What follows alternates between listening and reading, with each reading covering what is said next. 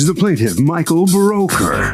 He says he's a lawyer and was hired by the defendant to represent her in a civil case she had against another woman. Unfortunately, the plaintiff did not win her case, and for that reason, she believes she doesn't have to pay him his fee. Sorry, lady, but win or lose, the lawyer must get paid.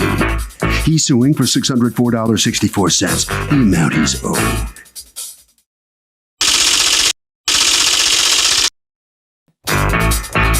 This is the defendant, Carrie Crane. She says the plaintiff guaranteed he'd win the case, and that's why they hired him. She paid him $15,000 in fees. She went back and appealed the judge's ruling herself and won. The plaintiff is a hack and doesn't deserve another penny, and he thinks he's going to win here today? Ha! She's accused of laughing at a lawyer.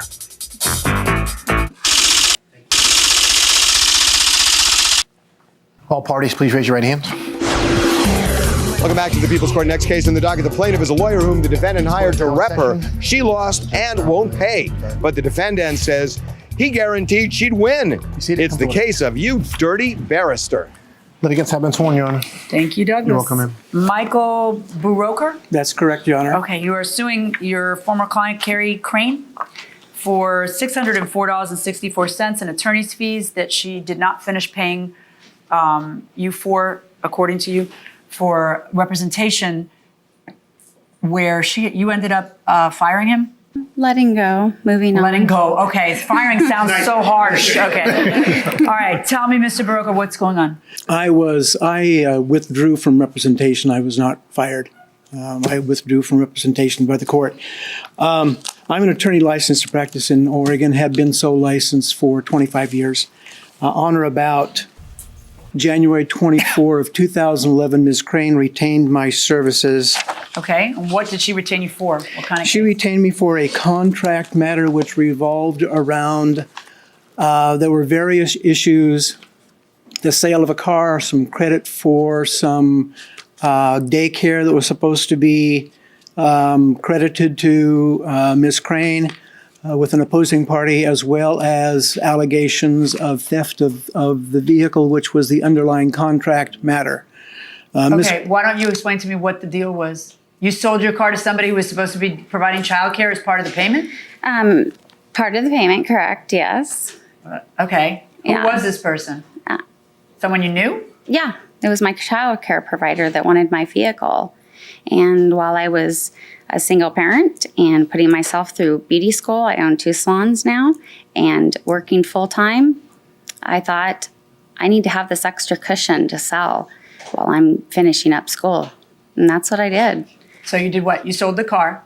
I took a down payment of $2,500, not $2,000 like she said. I told the truth. $2,500 and what?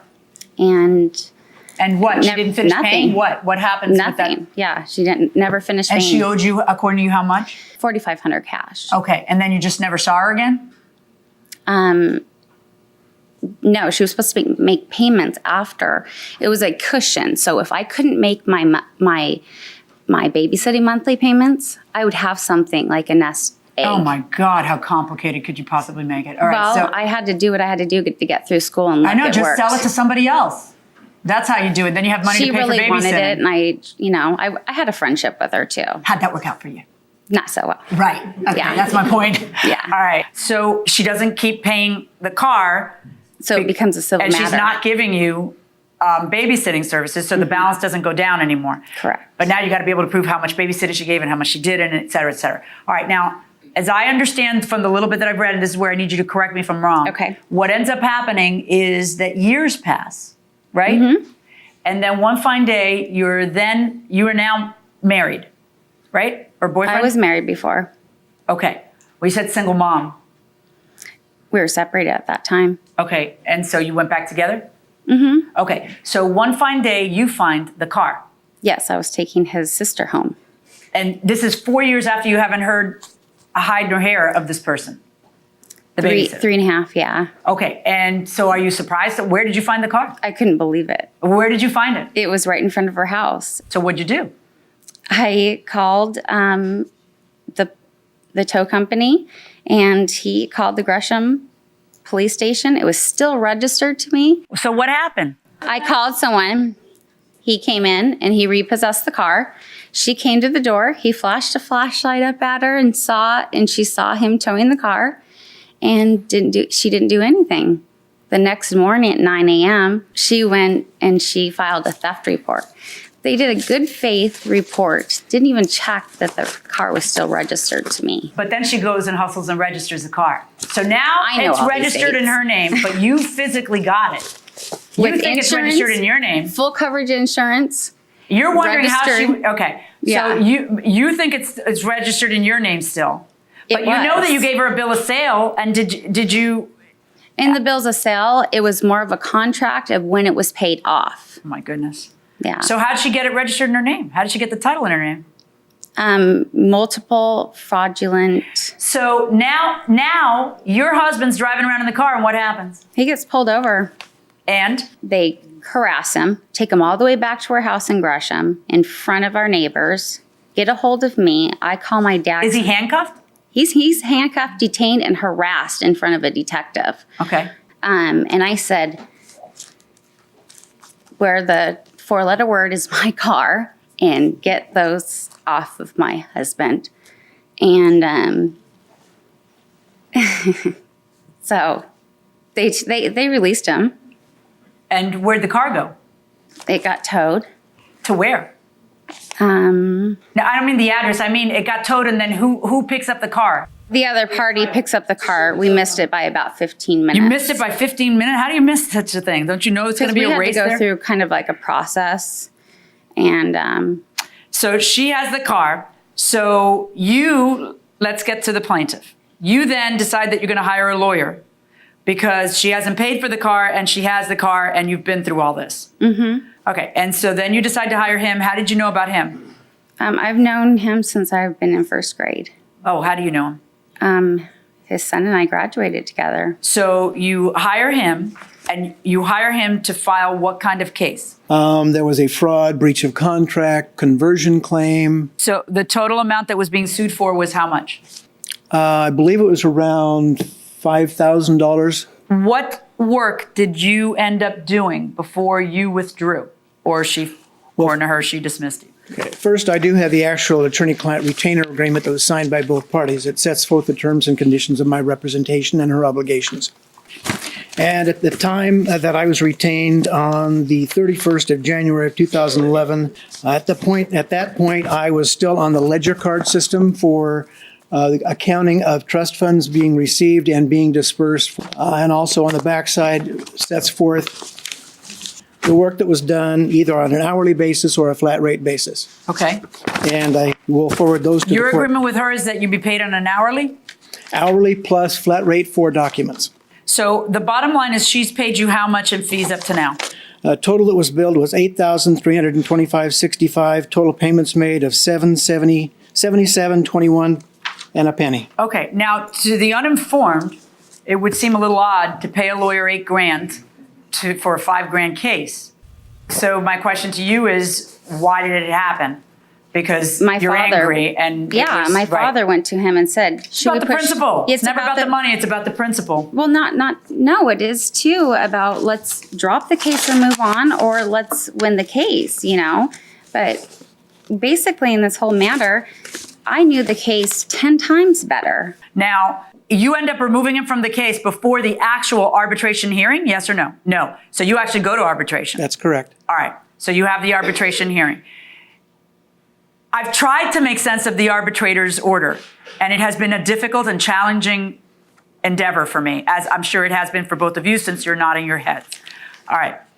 What happened? The arbitrator determined there was no prevailing party because both parties, their documentation was sketchy at best, that they would pay their own attorney's fees and the vehicle was awarded to the opposing party. To the other side. That's correct. Without having to pay anything else. That's correct. Wow, that sounds like there's a prevailing party. It's the other side. I mean, there was some insurance money that was paid to Ms. Crane for damages to the vehicle. So what ends up happening? You appeal the arbitrator's decision. You dismiss him when? Right here, I dismiss him like he says I didn't. November 10th, Miss Crane, he's writing to the other party, has indicated to my office that she no longer wants me to represent her. And then did you hire somebody else or did you go Nope. fly solo? I applied solo. Okay, so tell me about what happens next. I ended up appealing and I won the motion To what? to go on further. And so what's happened? I've let it go. So you've ended up paying him $7,000 something. The only thing you haven't paid is $604. That's what he's here to collect. And you don't Actually, it want was to pay just him the because you feel he paperwork. didn't do a good job. I provided him with the police report. I provided him with the PI carry work, you know. I did everything. I paid for subpoenas that he didn't even call one subpoena there. We needed just one person. We needed Vincent, the tow truck driver, to take his flashlight and say, I saw her. And so she did a false claim to the police. That's all we needed. And we would have won the case. That's it. And I don't know that you're right about your legal well, I've assessment got of 10 whether. things here of what we could have used that I had, and he wouldn't listen to me. So you hire a lawyer. Do you have a right to tell him how to try a case? Sure you do.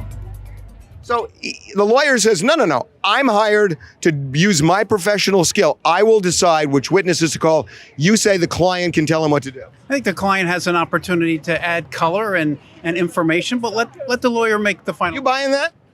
I agree with him. He's my husband, and I agree. What do you think? It wouldn't really be the smartest decision.